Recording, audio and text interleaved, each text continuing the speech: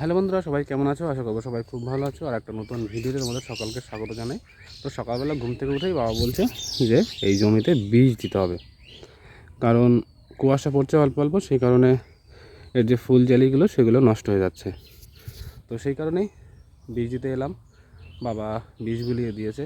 তো এখন চলো পুরো জমিতে বীজ দিতে হবে।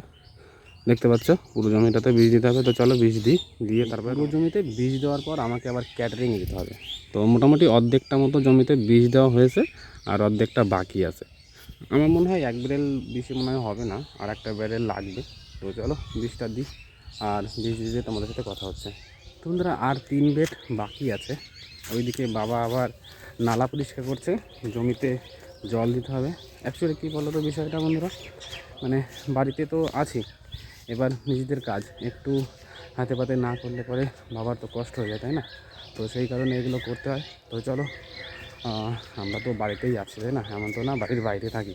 বাড়িতে যেহেতু থাকি বেকার অবস্থায়, বাবা বৃদ্ধ বাবা আমাদেরকে তো সাহায্য করতে হয়, তাই না? তো চলো বীজটা দিয়ে কমপ্লিট করি, তারপরে তোমাদের সাথে আবার কথা। ভেবেছিলাম আজকে একটু ইট আনবো। বাড়িতে ইট এসেছে, তোমরা জানো, হয়তো বলেছে কি আমার ঠিক মনে নেই, তবে বাড়িতে ইট এসেছে। কিন্তু ইট আমাদের কম ছিল, সেই কারণে ইট আনা হয়েছিল। তো ভেবেছিলাম সেগুলো বাড়িতে আনবো, তবে আজকে যেহেতু ক্যাটারিং আছে সেই কারণে আজকে আর যাচ্ছি না, কালকে আনবো।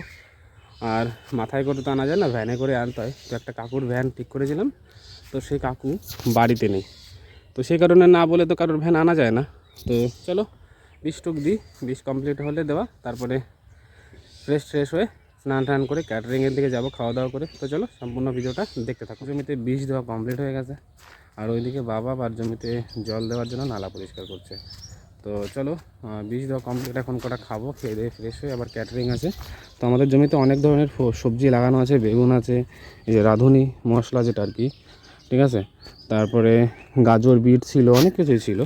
তো পুরো জমিতে বীজ দেওয়া কমপ্লিট, এখন ফ্রেশ হবো, চান করবো, কটা খাবো, খেয়ে দিয়ে আবার ক্যাটারিংয়ে যাবো। তো বন্ধুরা, এখন যাচ্ছি আমি ক্যাটারিংয়ে। অলরেডি লেট হয়ে গেছে, সবাই আমার জন্য ওয়েট করে আছে। তো চলো ক্যাটারিংয়ে যাওয়া যাক। ক্যাটারিংয়ে গিয়ে যেসব কাজগুলো করতে হবে, সবাই অলরেডি চলে গেছে, আমাদেরই লেট হয়ে গেছে। তো চলো।